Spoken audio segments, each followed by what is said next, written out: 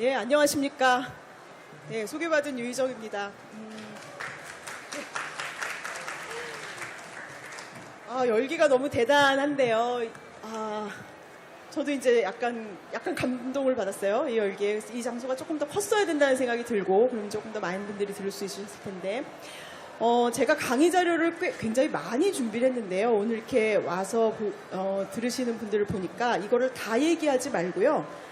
어떠세요? 강의가 50분인데 그중에 한 30분 정도 간단히 설명을 드리고 질문을 받으면 어떨까요? 그게 아니에요? 강의를 할까요? 알겠습니다. 네, 그래서 그러면 준비한 내용들을 좀 말씀을 드리고요. 제가 오늘 이제 종사자분들이 더 많으신지 부모님이 더 많으신지 어느 정도 이제 사전 지식을 갖고 계신지 전혀 모르는 상태에서 준비를 해서 자료가 굉장히 복잡하고 이게 어떻게 돌리는 건가요? 네. 그러니까 자료 굉장히 복잡하고 조금 어려운 내용일 수도 있고 영어도 많고 그래요. 제가 그냥 힘닿는 데까지 설명을 해드리도록 하겠습니다. 그래서 오늘 이야기할 내용은 도대체 연구라는 게 뭐냐, 연구가 도대체 사람을 대상으로 무엇을 하느냐, 왜 우리는 연구를 하느냐 하는 내용들, 그 다음에 연구에 크게 나누면 두 가지가 있는데, 하나는 이제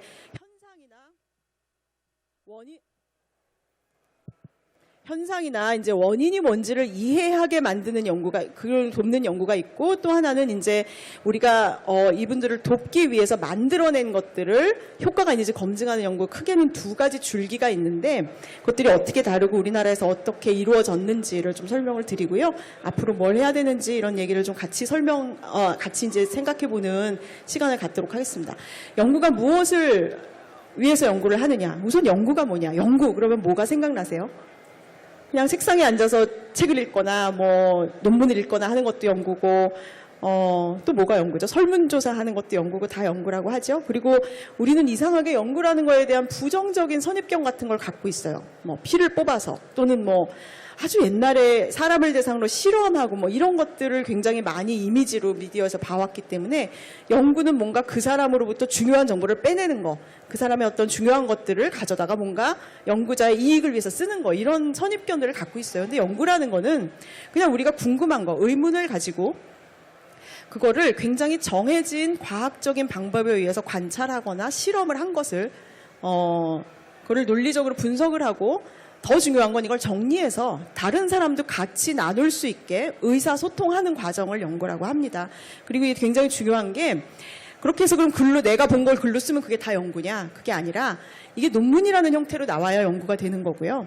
논문이라는 거는 그냥 써서 아무데나 싣는다고 실어주는 게 아니고 굉장히 꼼꼼하고 엄격한 평가 과정을 거칩니다. 이게 윤리적으로 수행이 됐느냐, 방법론은 맞느냐, 결과가 타당하냐, 속인 건 없느냐, 데이터를 막 조작하진 않았느냐부터 시작해서 이게 우리가 앞으로 살아가는데 얼마나 도움을 줄 것이냐, 얼마나 새로운 것이냐, 이런 거를 그 분야에 있는 굉장히 권위적인 사람들이 적어도 2명, 아니면 많으면 4명, 5명까지 꼼꼼하게 검증하고 채점하는 과정을 거쳐서 살아남아야 논문으로 나올 수가 있는 겁니다. 그래서 논문으로 나왔다 그러면 그거는 일단 그 분야에 권위 있는 사람들 적어도 몇 명이 동시에 이 연구는 잘했다라고 인정을 받은 거고요. 그렇지 않은 거라면 그 연구의 퀄리티를 조금 의심해 봐야 하는 그런 겁니다. 그래서 연구라는 건 내가 관찰한 거를 다른 사람도 같이 이해할 수 있게 글로 쓰는 거다, 그런 거고요. 자, 첫 번째 연구의 목적은 현상을 이해하는 겁니다. 그래서 예를 들어 우리나라에서 연구를 통해서 관찰한 것들은 이런 것들이 있습니다. 자폐 스펙트럼 장애 얼마나 많은가. 그야말로 이제 뭐 10만 명, 100만 명이 사는 도시에서 이 중에 자폐 스펙트럼 장애를 가진 친구들이 몇 명인가 이렇게 센 거예요. 그래서 퍼센트를 내는 거죠. 그래서 우리나라에서는 2011년에 일산 지역에서 그런 걸 역학 연구라고 하는데, 연구가 이제 발표된 바가 있습니다. 세계에서 어디에서 나왔던 연구보다 조금 높은 퍼센티지가 나왔어요. 그래서 2.64%의 아이들이 갖고 있다고 나왔고요. 근데 그게 미국 질병관리본부에서 이렇게 전화해서 서베이로 한 숫자랑 비슷해요. 그래서 그 미국에서 최근에 내놓은 데이터도 한 2%, 전체 인구에 100명이 있으면 2명 정도는 자폐 스펙트럼 장애를 갖고 있다라는 게 이제 지금 우리가 조사해서 알고 있는 것들이에요. 근데 우리 자폐 스펙트럼 장애로 이제 등록이 되어 있는, 등급을 받고 우리나라에 장애 등록이 되어 있는 친구는 2018년 말 친구가 아니죠. 분들은 2018년 말 현재 26,000명밖에 안 돼요. 너무 적죠. 2%가 갖고 있다는데 등록은 그것밖에 안 됐어요. 왜 그럴까요? 그러면 우리나라에 자폐 스펙트럼 장애 가진 분들이 26,000명밖에 안 될까요? 이미 여기 10,000명이 넘는 가족과 본인들이 오셨는데, 그쵸? 그건 아니겠죠? 거기에는 여러 가지 요인들이 있어요. 첫째는 저희 병원 같은 경우는 자폐 스펙트럼 장애를 가진 분들이 굉장히 많이 오시는 병원입니다. 그래서 2017년에 1년 동안 왔다 가신 분들이 800여 명이 새로 진단을 받았는데 그중에 장애 등록을 위해서 진단서를 받아가신 분들 12%밖에 안 됐어요. 여러 가지 요인이 있죠. 너무 어리다, 아니면 뭐 너무 경하다, 또는 등록을 신청을 했는데 안 된 분들, 그래서 지금 남아있으신 분들이 요 정도인 겁니다. 그러니까 다시 말해서 우리가 연구로 굉장히 자세한 것들을 관찰해서 알 수 있지만 그게 그냥 사회문화적으로 이렇게 제도적으로 이제 어디에 등록돼서 볼 수 있는 그런 통계와는 굉장히 다를 수도 있다.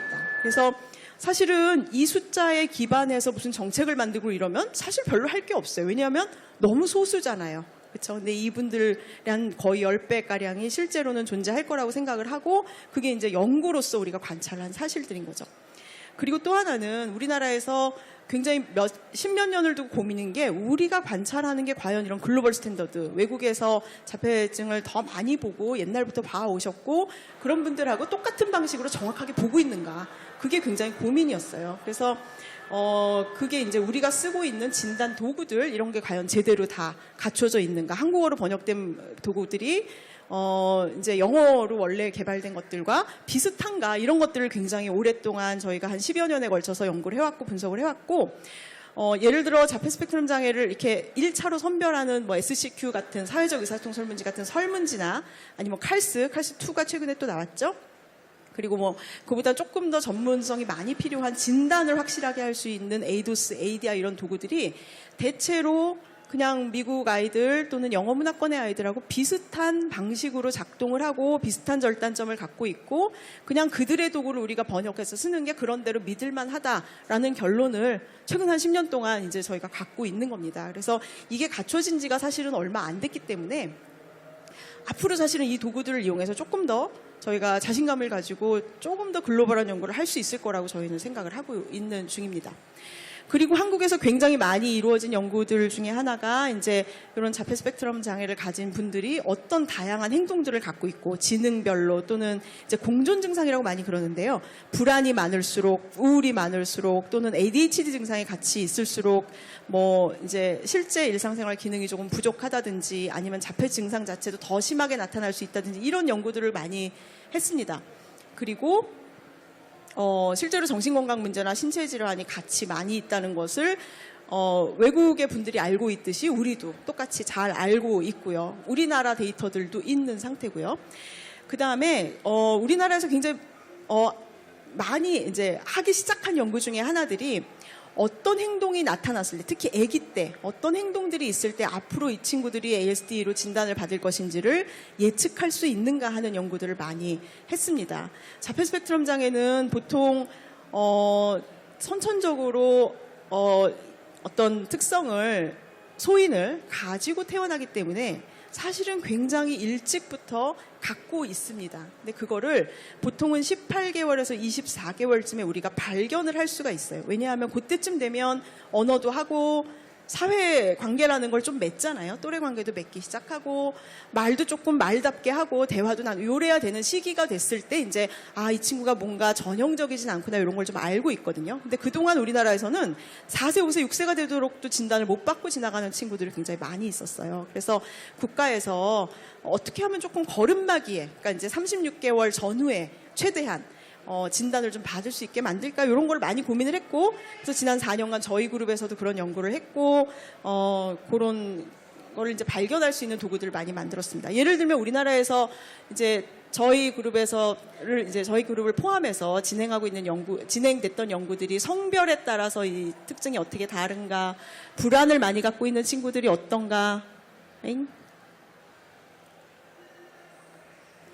네, 또는 뭐 수면 문제가 얼마나 많은가 이런 것들을 이제 연구해서 발표를 했었고 퇴행을 겪는 아이들은 어떤가, 뭐 퇴행을 한 15% 정도에서 나타나거든요. 그런 친구들이 훨씬 더 조금 상동 행동도 많고 그러나 이제 그리고 그러나 이제 사회성이나 이런 데서는 비슷하고 뭐 이런 것들을 많이 연구를 했었고 그리고 이제 MRI나 이제 기능적인 MRI를 찍어서 이 아이들이 사회적인 어떤 장면에 맞닥뜨렸을 때 어떤 반응이 뇌에서 일어나는지 이런 연구들도 우리나라에서 많이 하고 있습니다.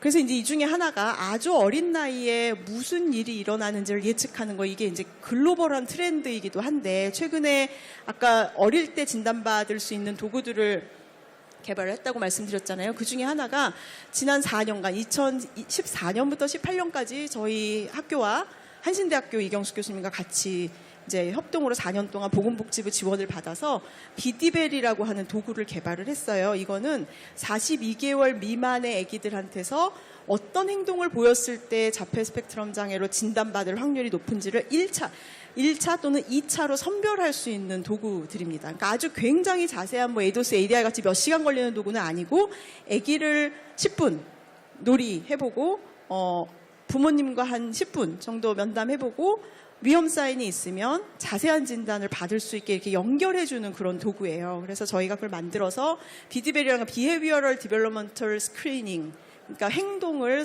이렇게 미리 본다라는 그런 의미를 가진 이름이고요.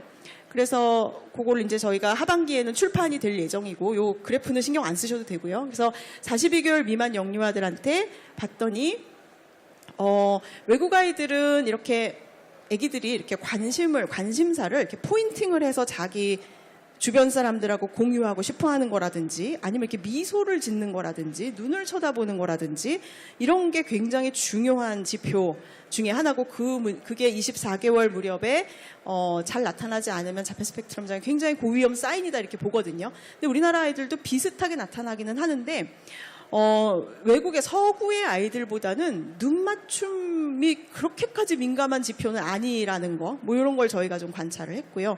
그리고 부모님들이 눈 맞춤이 좋은지 아니면 조금 부족한지 이런 거를 잘 평가할 수 있는 기준이 너무 개별적으로 다 다르신 거예요. 그래서 눈 맞춤은 오히려 부모님이 보시는 것보다는 요 검사 장면에 전문가가 보는 게 조금 더 신뢰가 있다, 뭐 이런 것들을 관찰을 했고, 그다음에 사회적 미소. 왜 미국에 가시면 엘리베이터를 딱 타시면 상대방이 어떻게 해요? 낯선 사람이 타 있으면 저를 보고 웃어요. 그러면 어떻게 하세요? 같이 웃으세요? 어쩌라는 건지 이런 생각이 가끔 들잖아요. 그래서 이 소셜 스마일이 미국 아이들한테는 굉장히 중요한, 그걸 못하는 아이들은 자폐를 의심할 수 있는 굉장히 중요한 사인이라고 하는데, 우리나라 아이들은 그게 그렇게까지 중요한 사인은 아니더라고요. 왜냐하면 그거는 문화적으로 다르기 때문이에요. 우리는 낯선 사람이 웃는다고 같이 웃지 않거든요. 얼어붙지. 그래서 그런 문화적인 거, 그게 좀 다를 수 있다, 이런 것도 저희가 관찰을 했고, 그 다음에 이렇게 다른 사람과 포인팅이나 이렇게 물건 보여주는 거나 이런 걸로 관심을 공유하는 행동은 여전히 우리나라 아이들에게서도 굉장히 중요한 사인이고, 우리나라 아이들에서 유독 더 중요한 사인은 저희가 사회적 참조라고 부르는 사인인데요. 아기들, 그러니까 24개월 요 전후 되는 아이들이 장난감하고 이렇게 놀다가 무너지거나 아니면 뭔가 자기가 예측할 수 없는 상황이 탁 벌어져요. 그럼 어떡하죠? 보통? 엄마 이렇게 쳐다보죠. 어떡하지? 이런 표정으로. 어떡하지? 이렇게 쳐다보고 엄마가 괜찮아 이러면은 다시 돌아가는. 그러니까 다른 사람의 표정을 보고 내가 어떻게 해야 되는지 아는 거. 그러니까 내가 어떻게 해야 될지 모를 때 다른 사람의 표정을 참고로 해서 내 행동을 결정하는 거. 잠깐 순간적으로 일어나는 거지만 애기들이 많이 하는 행동인데, 그게 잘 나타나지 않는 게 굉장히 민감한 지표더라고요. 그래서 이게 아주 어린 나이에 이제 자폐 스펙트럼 장애 가능성이 있는지 없는지를 보는 지표가, 어떤 것들은 글로벌하게 정말 서구의 아이들이나 우리나라 아이들이나 다 공통되게 적용되는 것도 있는가 하면, 문화적으로 우리나라 아이들에게 유독 중요한 것들이 있다. 이런 것들을 저희가 몇 년간 굉장히 오랜 시간을 걸쳐서 많은 아이들을 모아서 이제 검증을 하고 이 도구가 이제 나올 예정입니다. 600여 명이나 넘는 가족들이 연구에 참여를 해주셨어요. 감사하게. 그래서 이제 나올 예정이고, 논문은 나왔습니다. 그런데 이제 지금 미국을 중심으로 어떤 연구들을 하고 있냐면요. 요거는 아기가 태내에 있을 때 MRI를 찍는 거예요. 임신 중에. 그래서 그걸로 아기가 태어났을 때 이 아기가 그 달수를 다 채우고 나오는 아이들과 그렇지 않은 아이들이 태내에서 뇌가 어떻게 다른지. 그래서 이렇게 빨갛게 표시된 것들은 좀 다른 부위들입니다. 그래서 그런 걸 할 수 있는 기술들을 개발하고 있고, 이거는 형이나 누나가 ASD로 진단을 받은 동생들을 6개월 때 MRI를 다 찍어요. 근데 그냥 보통 MRI가 아니고 보통 MRI는 어떻게 생겼나만 볼 수 있거든요. 근데 이거는 뇌 부위 간의 네트워크가 어떻게 연결이 돼 있고 서로 간에 이 연결망이 얼마나 잘 되어 있는지를 보는 MRI를 6개월에 찍어서 6개월에는 자폐 진단을 내리지 못하거든요. 너무 어려서 이제 그런 사회적 행동이 아직 나타나지 않기 때문에. 근데 24개월이 되고 나서 봤어요. 그랬더니 벌써 6개월부터 뇌의 연결성이 좀 많이 다르더라. 그런 것들을 하고 있습니다. 그래서 지금의 추세는 조금 더 어린 나이에 그리고 조금 더 행동이 나타나기 이전에 이미 뇌를 찍어서 또는 뇌의 연결망을 분석해서 앞날을 예측하는 그런 쪽으로 연구가 가고 있고, 우리나라 근데 현실적으로 얼마나 가능할지 잘 모르겠어요. 앞으로는 뭐 이런 비슷한 조금 더 어린 나이에 이제 행동이 아닌 다른 것으로 진단하는 것들이 가능해질 수도 있겠지요. 근데 아무튼 지금 현재 기술의 발달은 그렇습니다. 근데 이 연구가 나왔을 때 미디어에서 자 이제는 6개월에 MRI 찍으면 자폐를 다 진단할 수 있어요 라고 미디어에서 보도를 해버렸어요. 그 얘기는 맞을까요? 안 맞을까요? 맞지 않습니다. 왜일까요?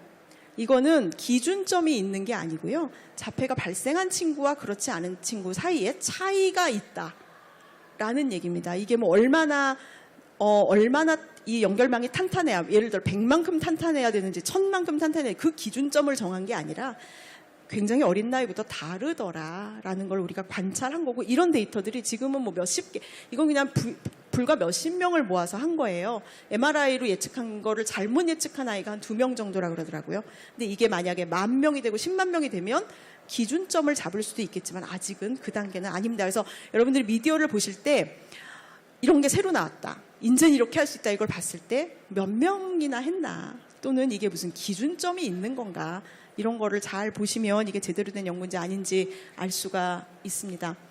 뭐 이런 연구들을 하기도 해요. 얼굴을 찍어서 뭐 이 아기들이 이런 이렇게 움직이는 엄마 얼굴 비디오를 보면서 눈을 더 많이 보는지 입을 더 많이 보는지 뭐 이런 거를 해서 봤더니 자폐 스펙트럼 진단 받은 친구들이 입 쪽을 좀 더 많이 보는 경향, 이건 굉장히 오래된 이론이거든요. 눈보다는 입의 움직임을 더 많이 보더라. 근데 보니까 쌍둥이를 해보니까 일란성 쌍둥이들이 둘 다 자폐 진단을 받은 게 아닌데도 둘이 비슷하더라. 그러니까 굉장히 유전적으로 영향을 받는다. 이런 연구들도 이제 하고 있습니다. 그래서 지금 추세는 그냥 단순히 행동을 이렇게 관찰하는 게 아니라 똑같은 걸 관찰하지만 어떤 실험적인 세팅을 만들어서 눈이나 또는 뭐 뇌나 이런 걸 직접 관찰할 수 있는 그런 연구들을 많이 하고 있고, 이거를 많이 모아서 분석을 하는 것을 뭐라 그러죠? 기계학습, 머신러닝, AI, 우리가 잘 알고 많이 듣는 그런 게 이제 앞으로 가능해질 수도 있을 거라고 생각을 합니다. 근데 이렇게 연구를 해도 아직 우리도 모르고 그들도 모르고 잘 모르는 문제들이 있습니다. 그 중에 하나가 어떻게 어른이 되고 그 이후에 어떻게 노화를 겪는가 하는 문제는 아직 잘 모릅니다. 왜 그럴까요?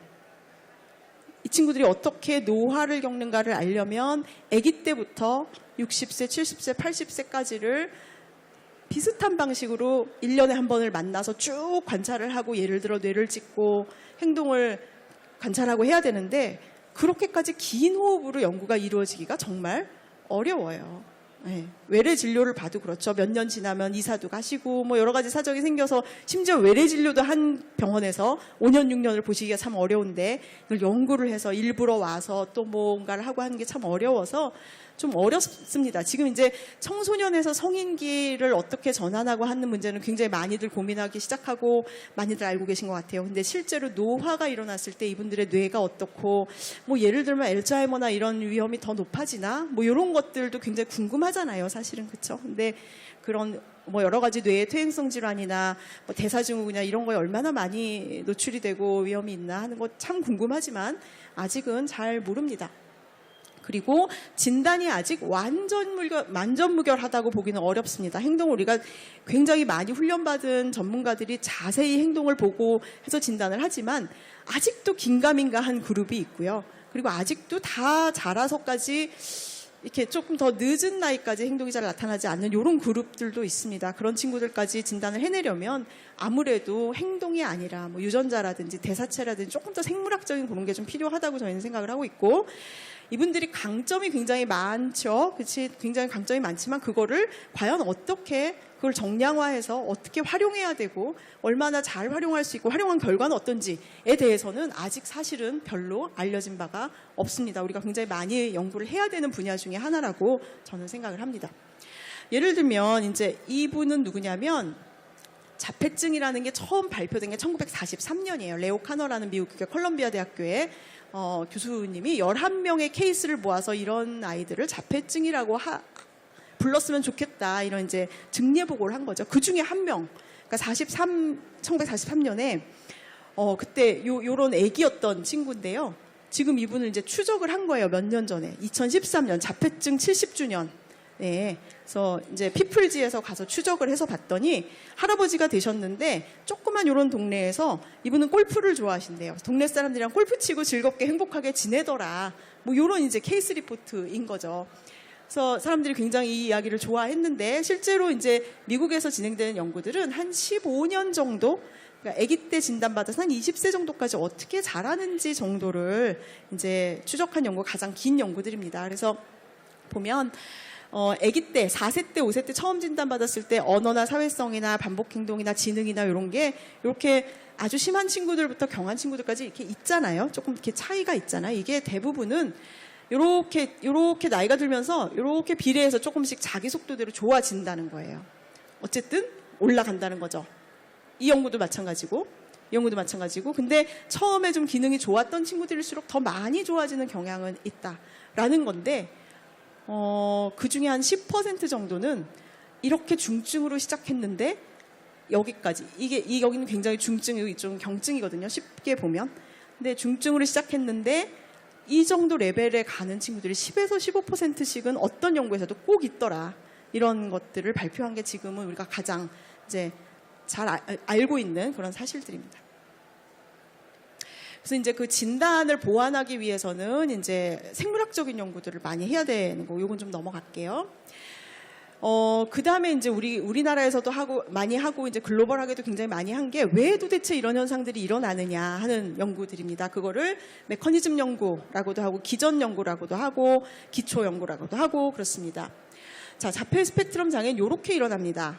그 유전자에서 시작하는 거라고 생각을 하고 있어요. 지금은 그게 유전자에도 여러 가지 종류가 있는데요. 이제 이 친구들의 유전자들을 연구를 해보면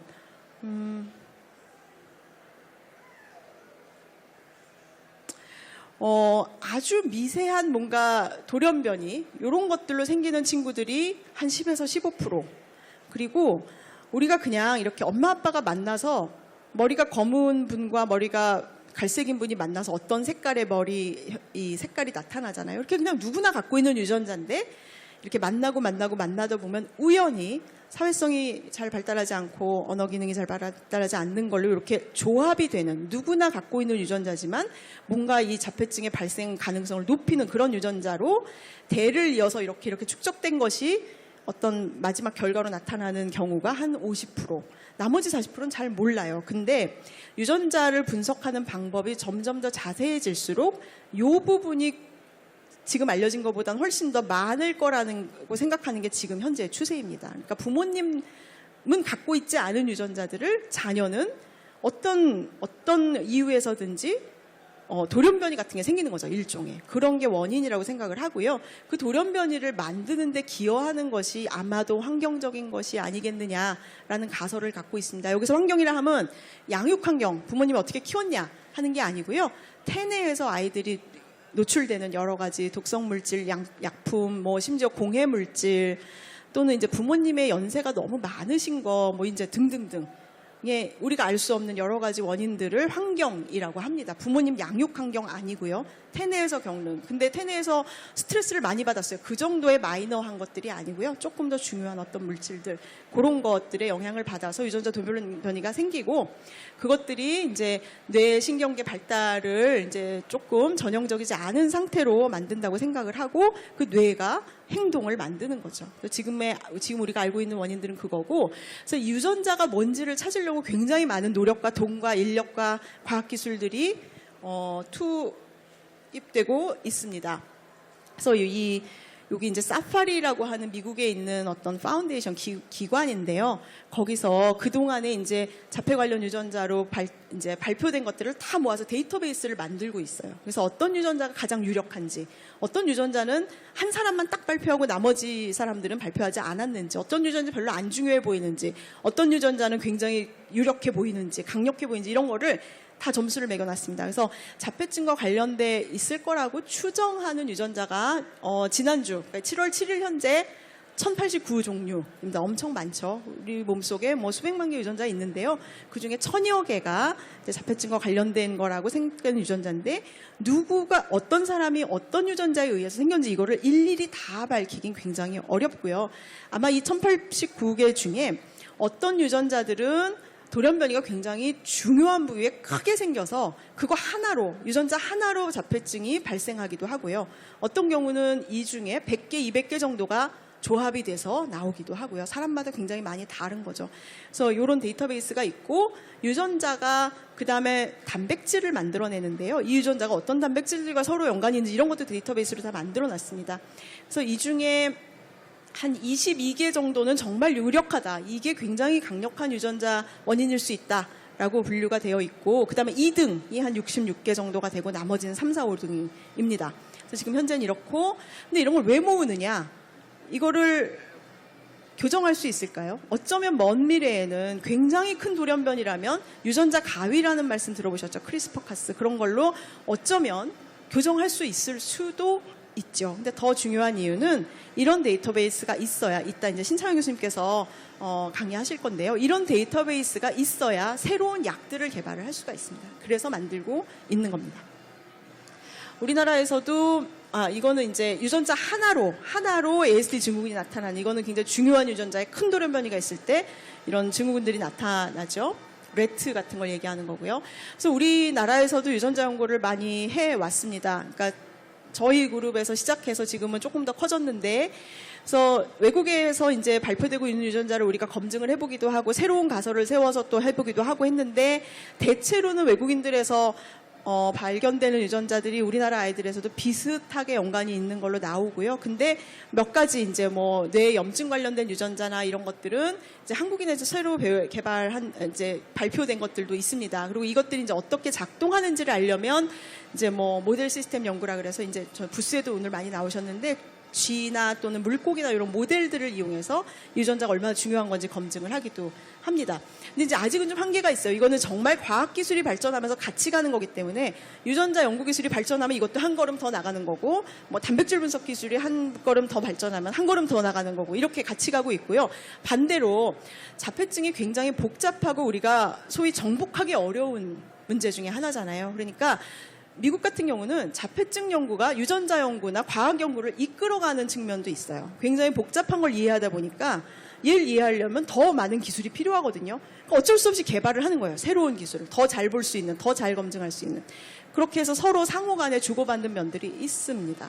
우리나라도 마찬가지로 그런 현상들이 조금 있어요. 이건 이제 저희 그룹에서 발표했던 유전자들이고, 요런 것들은 이제 쥐나 또는 뭐 지브라피쉬나 이런 모델을 만들어서 똑같이 자폐증 비슷한 행동을 만들어내서 관찰하기도 합니다. 그리고 사람을 대상으로 실험을 하기 어려우니까 그걸 대신 동물이 이제 뭐 사회성이나 이런 것들을 이렇게 어떤 실험적인 세팅을 만들어 놓고 어떤 행동을 하는지 조작을 해서 이렇게 실험하는 방식으로 하기도 하고, 여기는 뭐 원숭이 같은 거를 사용하는 그룹들도 있어요. 우리나라는 별로 없지만 우리나라는 영장류 연구하기 굉장히 어려운 나라 중에 하나고요. 중국이나 이제 미국에서는 원숭이의 행동을 가지고 어떤 유전자가 어떻게 잘못됐을 때 어떤 행동을 하는지를 직접 관찰을 하기도 합니다. 우리나라에서는 그래서 아까 이제 자폐증 연구가 과학 연구를 이끌어 나가는 경향이 있다 말씀드렸는데, 우리나라에서는 저희 팀하고 이제 카이스트하고 기초과학연구원하고 이 컴퓨터 그 바이오인포메틱스를 하는, 그러니까 뭐라 그러죠? 그러니까 큰 빅데이터를 다루는 거를 전문으로 하는 그룹에서 같이 2015년부터 저희 이제 홀 지놈 시퀀싱이라고 하는데 유전자를 그냥 1부터 A부터 Z까지를 일일이 다 읽는 겁니다. 그래서 모든 그 사람이 가진 전체 유전자 데이터를 다 읽어서 부모님에겐 없지만 자녀에게 있는 유전자들을 찾아내는 거예요. 그래서 그게 이제 서로 어떤 작용을 하는지 보는데 이걸 하면서 우리나라에서 정말 첨단의 유전자 분석 기술, 유전자 기능 분석 기술, 염색체 분석 기술 이런 것들을 저희가 굉장히 많이 배워서 개발해서 조금 적용을 하게 됐습니다. 그래서 어떻게 보면 이게 저희가 좋은 결과를 내야 되는 것도 중요하지만 그 과정을 통해서 이렇게 과학자와 임상가들이 좀 협업을 하고 또 이제 새로운 기술들을 자꾸 적용하고 이런 데 의미가 있다고 생각합니다. 이거는 계속 하고 있고요. 계속 이제 이 연구를 하기 위한 아이들 혈액을 저희가 수집을 하고 있고 5,000명 목표로 수집 중인데 지금 한 2,000명 정도 모았습니다. 그래서 혹시 유전자 정보에 관심이 있으시면 문의를 주셔도 좋을 것 같아요. 네. 그리고 근데 이제 이런 기존 연구들 중에 지금 우리나라에서 제일 많이 하는 거는 유전자 연구, 그다음에 동물 모델 연구 두 가지는 굉장히 많이 하고 있어요. 그래도 어떤 추세를 따라가고는 있다고 생각을 합니다. 그리고 근데 이제 자폐증과 관련된 어떤 가설들이 모든 걸 다 우리가 다 검증할 수는 없죠. 근데 요즘에 한참 이렇게 좀 각광받는 이론 중에 하나가 마이크로비옴, 그러니까 장내 미생물 관련된 건데 이거는 굉장히 가설적인 단계에 있는 것들이에요. 이 얘기를 드리는 이유는 우리가 이걸 해야 된다는 의미에서 말씀드리는 건 아니고요.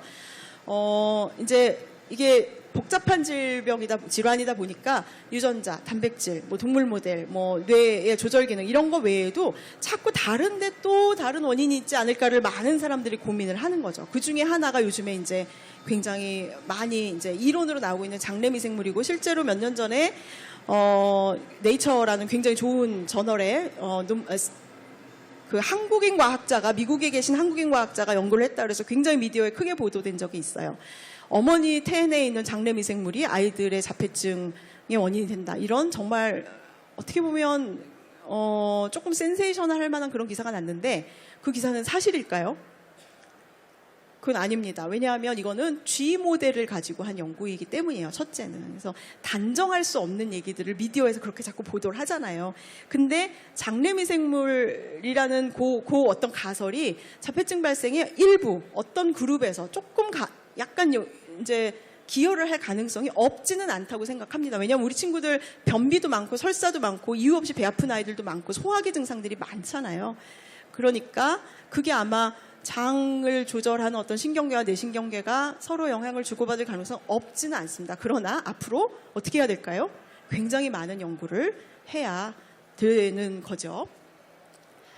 자, 그래서 이제 그런 맥락에서 이 얘기를 좀 드리고 싶은데요. 자, 자폐증, 뭐가 원인이다. 어떻게 하면 치료가 된다라고 얘기하는 거, 특히 미디어에서 이제 정복할 수 있다, 이제 해결의 길이 열렸다라고 얘기하는 거, 그 중에 한 10%만 믿으시면 됩니다. 그렇게 해서 그러니까 굉장히 큰 스캔들이 됐었던 게 백신과 관련된 거예요. 이건 뭐냐면 1980년대 초반에 란셋이라는 굉장히 권위 있는 의학 잡지 저널이 있어요. 의학 논문집인데 여기 논문을 하나 실으면 그 사람은 거기 이제 권위자로 인정받는다고 봐도 될 정도로 굉장히 좋은 학술지고 여태까지도 굉장히 평판이 좋은 학술지인데 거기 웨이크필드라는 병리과 의사가 12명의 아동들이 MMR, 그러니까 홍역, 불거리, 풍진, 백신을 맞고 애들이 장염이 걸리더니 그 다음에 자폐증이 생겼다라는 케이스를 보고를 한 거예요. 딱 12명, 120명도 아니고. 근데 이런 좋은 저널에서 이거를 덜컥 심사 통과해가지고 내버린 거죠. 그래서 어떤 일이 벌어졌나요? 우리 아이는 백신 안 맞춰요. 백신 리젝하는 무슨 운동이 헐리우드에서 벌어지고 그래서 백신 지금도 그런 분들 있잖아요. 우리나라에도 그죠? 아나키 이런 그룹에서는 이런 설들을 아직도 믿고 있는 거죠. 어떤 면에서. 그래서 백신이 자폐증을 일으킨다. 이게 약간 얼마나 충격적인 사실이에요. 우리 아이들 백신 다 맞는데. 그래서 이제 그걸 믿는 사람들이 생겼는데요. 그래서 이후에 전 세계가 다 비상에 걸린 거죠. 정말 그러냐. 그래서 각 나라에서 미국, 캐나다를 비롯해서 여러 나라에서 정말 그런지를 전수조사도 하고 지금부터 아기가 태어난 아이가 그러니까 백신을 맞은 아이와 그렇지 않은 아이를 몇 년씩 이렇게 추적을 해가지고 자폐증이 정말 많이 생기는지도 10만 명, 20만 명을 대상으로 검증을 한 거예요. 그래서 그 결과 어떻게 나왔을까요? 관계가 없다라는 결론을 얻게 됐고, 이 얘기는 아직도 잊을만 하면 또 나오고 잊을만 하면 또 나오고 그렇기 때문에 왜 스웨덴이나 덴마크나 이런 데서는 국가 데이터베이스가 있어요. 의료보험 같은 게 우리나라보다 훨씬 더 체계적인 데이터베이스로 정리가 돼 있기 때문에 거기서는 그 데이터를 쫙 분석을 하면 10만 명짜리 연구 이런 게 너무 쉽게 딱 나오는 거예요. 그래서 스웨덴, 덴마크 이런 데서 그런 연구들을 이제 해가지고 몇십만 명, 몇백만 명 단위의 아이들을 비교를 한 겁니다. 그랬더니 위험을 높이지 않는다. 접종 후 2주 이내에 열성경련, 열경기 우리 흔히 하는 그런 현상을 조금 높이는 건 사실이다. 이건 팩트죠. 근데 이게 뇌전증, 예전에 간질이라고 했던 뇌전증으로 가진 않는다. 당뇨, 감염 높이지 않는다. 자폐증, 자폐 스펙트럼 장애 높이지 않는다. 이런 결론을 굉장히 많은 연구에서 냈습니다. 자, 요걸 비교를 해보면 12명짜리 그냥 그 한 클리닉에서 이렇게 본 연구 결과와 10만 명 연구 결과를 비교해서 이제서야 결론이 난 거죠. 한 20여 년 이후에. 근데 많은 사람들이 이걸 믿었어요. 그래서 원인론 연구를 잘못 해석하면 굉장히 심각한 공공보건의 문제가 될 수도 있고, 이거를 검증하거나 아니면 다른 방식으로 증명하거나 더 많은 숫자를 통해서 증명하거나 인과관계를 검증하지 않고 그걸 믿어버리면 오히려 굉장히 다른 방향으로 모든 것이 흘러갈 수 있다는 걸 보여주는 좋은 사례라고 할 수가 있죠. 그리고 연구를 왜 해야 되는지를 알려주는 사례라고도 할 수가 있겠습니다. 자, 그 다음에 이제 연구의 또 하나의 목표는 기술을 개발하는 거죠. 우리를 직접 도울 수 있는 여러 가지 방법들을 개발을 하는 거예요.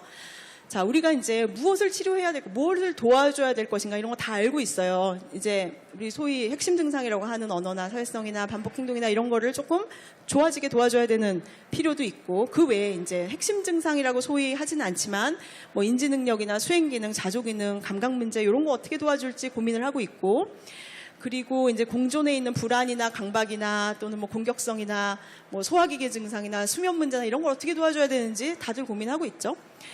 그래서 지금 우리가 알고 있는 거는 이거를 어떻게 개입을 해야 되는가. 알고 있는 거 하나는, 원칙은 누구에게나 가장 효과적인 단일 치료법 하나 이런 건 존재하지 않는다. 예를 들어 ABA가 모든 친구들한테 다 도움이 되느냐? 아니죠. 사회기술훈련, 그게 모든 아이들한테 다 도움이 되느냐? 아닐 거예요. 약물치료, 모든 아이에게 다 도움이 되냐? 단 한 가지의 약이 모든 아이들을 다 치료할 수 있냐? 아니죠. 그래서 각자에게 맞는 개입 방법이 있다라는 거. 그래서 개별적으로 잘 계획을 해야 된다는 거 우리가 알고 있어요. 그러다 보니까 혼란이 또 생기기도 하죠. 그리고 이 치료나 개입에 교육이나 의료, 굉장히 다연적인 거, 사회 시스템의 지지 이런 게 다 필요한 거고, 요즘엔 약이 많이 개발이 됐어요. 근본 원인을 치료할 수 있는 약은 아직 없지만 이따 설명 들으시는 것처럼 몇 가지 증상을 해결하는 약들은 있는데 그걸 어떻게 조화시킬 것인가 이런 게 이제 고민이고 해야 된다는 걸 우리가 알고 있습니다. 근데 아직 조금 잘 모르는 거는요. 그리고 이제 조기 개입, 조기 발견이 예후를 좋게 한다는 거 알고 있고, 일생을 거쳐서 계획을 수립해야 되는 거 다 알고 있어요. 그리고 잘 알고 있지만 아직 우리가 잘 실천하지 못하고 있는 것 중에 하나가 어떤 치료가 얼마나 근거가 있는지를 꼼꼼히 따져보는 것, 그리고 치료마다 얼마나 근거가 있는지를 검증하는 연구를 하는 것, 이게 굉장히 필요하다는 걸 알고 있지만 실제 현실은 그렇지가 못하죠. 자, 이렇게 많은 이제 비약물적인 치료들이 개발이 되어 있고, 뭐 ESDM 같은 경우는 이제 뇌파가 어떻게 변하나 뭐 이런 것까지 검증한 바가 있고요. 이런 사회기술 훈련이나 인지 훈련이나 조기 개입도 굉장히 많은 이름들을 가지고 치료들이 나와 있어요. 뭐 제스퍼, 서치, 뭐 소셜 스토리, 저희가 하고 있는 뭐 피어스 그룹 치료가 있고, 이제 요즘에 기술이 발달하면서 뭐 로봇이나 애플리케이션이나 AI 시스템이나 뭐 AAC나 심지어 VR이나 아니면 TMS나 이런 뇌를 직접 자극하는 이런 것도 실험적으로 해보기도 하는 걸로 알고 있고, 약물, 프로바이오틱 등등 여러 가지가 많이 나와 있는데, 이 중에 과연 얼마나 검증이 되고 있고 어떤 걸 검증해야 하고 이런 건 아직 우리가 답을 잘 얻지 못하는 것 중에 하나입니다.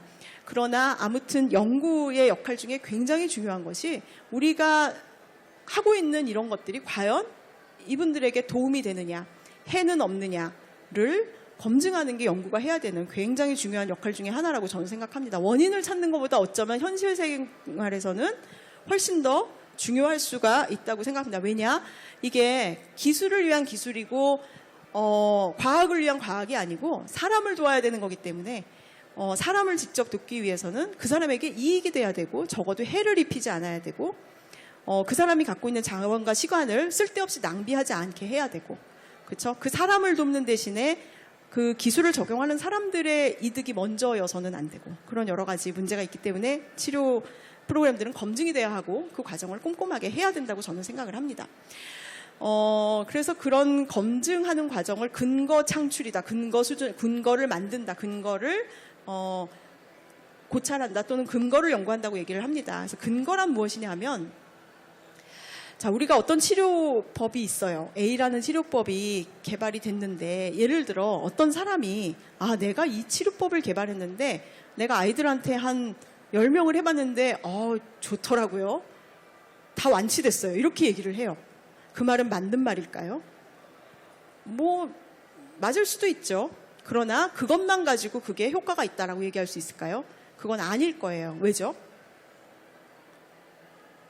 그 사람이 완치했다고 주장하는 그 10명이 다 비슷한 어떤 문제, 비슷한 장애를 갖고 있는지를 알 바가 없고 그게 검증된 바 없고 그리고 어떻게 해도 나아졌을 사람들이 그냥 우연히 그걸 해서 좋아진 거일 수도 있고 또는 이제 운이 좋다면 한 10,000명 중에 그 방법에 맞는 10명이 우연하게 그냥 이렇게 골라졌을 수도 있고 굉장히 다양한 가능성이 존재하고 그 사람이 대중을 속이기 위해서 결과를 부풀렸을 가능성도 있고 굉장히 다양한 가능성이 존재합니다. 그래서 이제 그다음부터는 연구가 돼. 그래서 그거는 충분한 근거라고 보기 어렵고요.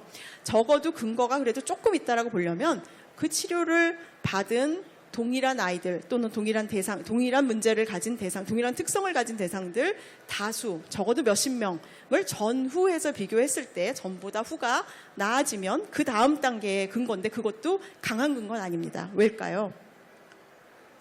예를 들어 100명을 했어요. 100명을 했는데 앞이랑 뒤랑 요걸 했더니 좋아졌어요. 왜 이게 충분하지 않을까요? 그럼 이 100명이 A를 안 하고 B를 했으면 또는 아무것도 안 했으면 안 좋아졌을까라는 의문이 있는 거죠. 그것만 가지고 이게 유효하다라고 얘기하기는 굉장히 어려운 거예요. 그러나 안 한 것보단 나은 거죠. 자, 그러면 200명을 모았어요. 200명을 모아서 100명한테는 이걸 하고 100명한테는 안 했어요. 그랬더니 한 그룹에서 안 한 그룹보다 좋아졌어요. 유의하게. 그러면 이건 효과가 있는 걸까요? 그건 아마 이거의 효과일 가능성이 상당히 더 있겠죠. 그건 그 다음 단계의 근거예요. 근데 그렇다고 해서 그러면 이거의 효과라고 할 수 있나? 그럼 이 A와 B를 하는 동안 다른 건 아무것도 안 했나? 그러니까 그 조건을 이렇게 통제해줘야 된다는 거죠. 더 정확하게 하려면. 자, 또 하나는 세상에는 플라시보 효과라는 게 있습니다. 뭔가 새로운 걸 해요. 그러면 여러분들 비타민 드시고 해보실 때 어떠세요? 새로 나온 비싼 비타민을 먹으면 왠지 피로가 덜한 것 같은 느낌적인 느낌이 있어요. 그런 걸 플라시보 효과라고 합니다. 그게 진짜 내 몸을 좋아지게 하는지는 모르지만 어쨌든 나는 이 비타민을 굉장히 많은 돈을 지불했기 때문에 기분이 좋을 수 있어요. 그런 걸 배제해야 돼요. 그래서 한 군은 A라는 치료를 하고 또 한 군은 A가 아닌 뭔가 가짜 치료를 해서 똑같이 효과가 있는지를 봐야 그게 정말 효과가 있다라고 얘기할 수 있고요. 또 하나는 이 치료를 하는 사람이 내가 A를 개발했어요. 그러면 내 마음은 어때요? A가 성공적이고 싶죠. 그러니까 왠지 A를 받고 온 사람이 더 좋아진 것 같은 또 느낌적인 느낌이 나한테 있을 수 있어요. 그걸 배제하려면 이 사람이 A를 받았는지 B를 받았는지를 이 치료제를 주는 사람조차도 모르는 게 최선입니다. 블라인딩이라 그래요. 그래서 그 모든 걸 다 한 거를 무작위 배종 대조군 통제 임상실험, 이중맹검, 나도 받은 사람도 모르고 해준 사람도 모르는 그렇게 되어야 이 치료가 시장에 나왔을 때 이건 효과가 있습니다라고 얘기할 수가 있습니다. 근데 모든 것을 다 그렇게 검증할 수 있는 건 아니에요. 약이 아닌 것들은 그게 어려워요. 위약을 주기 어렵죠. 내가 이 그룹에는 사회기술훈련을 하고 이 그룹은 그냥 책을 읽게 해요. 조금 어려워요. 그렇죠? 내가 뭘 받는지 모를 수도 없고. 그래서 사회기술훈련 같은 경우에는 그거보다는 조금 그런 위약을 쓰지 않는 것들을 많이 합니다. 근데 실제로 우리나라에서 이런 근거 연구들이 많이 되고 있느냐? 저는 아닌 것 같아요. 여기 굉장히 많은 부스들이 있잖아요. 참 안 된 말씀이지만 이 중에는 정말 소비자가 이게 진짜 근거가 있느냐 없느냐를 따져봐야 되는 분, 아직 실험적인 단계에 있는 것도 아마 많이 있으실 거라고 저는 생각을 합니다. 자, 요런 기사들이 나요. 화학물질 없는 유기농으로 시작했더니 자폐가 완치되었다. 자폐증 완치 사례 몇 개 내가 내놓겠다. 조기 치료하면 여기까지는 뭐 그렇다고 치는데 무슨 뭐 탕약요법이랑 뭐 플로타임을 했더니 완치됐다. 뭐 장내위생률 이런 게 굉장히 많이 나옵니다. 이 중에 몇 가지나 과연 근거 검증 연구가 되었을까요? 저는 대다수는 안 되어 있을 거라고 생각을 합니다. 그래서 이런 치료들이 자꾸 이제 시중에 나와서 유명해지고 많이 하게 되고 하는 거는 사실은 소비자의 절박함을 이용하는 거예요. 그래서 이 문제점은 물론 뭐 100만 명 중에 1명 좋아지는 사람이 내가 될 수도 있고 우리 자녀가 될 수도 있죠. 그러나 많은 경우에는 다른 것을 할 수 있는데 이걸 하느라고 그 사람의 자원이나 시간을 쓴 거예요. 그러니까 낭비하게 한 거죠. 그 다음에 어쩌면 신체적 정신건강적으로 부정적인 효과를 얻을 수도 있어요. 예를 들면 고압산소 부작용이 상당히 있습니다. 근데 겁 없이 많이들 하시더라고요. 그래서 굉장히 걱정이 많이 되고요. 중금속 빼내는 킬레이션 치료 이런 거는 사망리에도 있어요. 근데 합니다. 왜냐하면 절박하니까. 그 다음에 뭐 이걸 개발했다는 사람들이 부적절한 경제적 이득 뭐 이런 걸 얻을 수도 있는 거 윤리적으로 맞지 않죠. 그리고 때로는 공공자원을 쓰게 만듭니다. 뭐 세금이나 내지는 지원이나 이런 거를 이런 치료에 쓰게 하는 거는 조금 옳지 않다고 생각해요. 그래서 지금 우리가 해야 될 거는 지금도 어느 정도는 해왔지만 치료 효과, 원치 않는 효과 이런 것들을 시중에 나와 있는 치료들을 검증하는 연구들이 반드시 필요한 상태라고 저는 생각을 합니다. 저희가 이제 몇 가지를 했는데 요거는 이제 청소년 사회기술 훈련들을 조금 검증한 연구들이고요. 이거는 아까 얘기한 것처럼 아이들을 모아서 이제 추첨을 해서 한 그룹은 치료를 먼저 시작하고 한 그룹은 그 친구들이 치료받는 4개월 동안 기다렸다가 그 다음에 시작을 하고 그래서 먼저 시작한 친구들이 요 전후의 변한 정도와 기다린 친구들이 요 전후의 변한 정도를 비교해서 여기서 더 많이 변했다면 요 치료가 뭔가 영향을 준 거겠죠. 그런 방법론들을 많이 쓰는데요. 그런 이제 과정을 거쳐서 책이 나오고 치료를 계속 하고 있고요.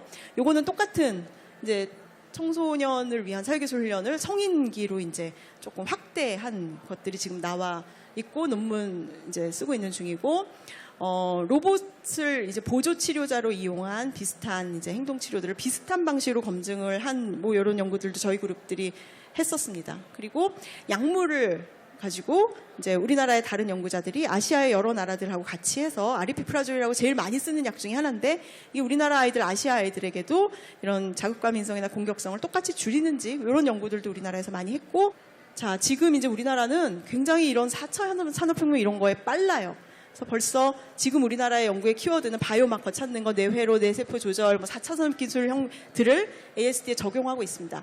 근데 요건 넘어갈게요. 자, 연구비가 너무너무 적어요. 국가에서 지원한 연구비가 너무너무 적습니다. 1년에 56억 정도를 전국을 다 통틀어서 자폐 연구에 들어가는 국가 지원 연구가 요만큼이에요.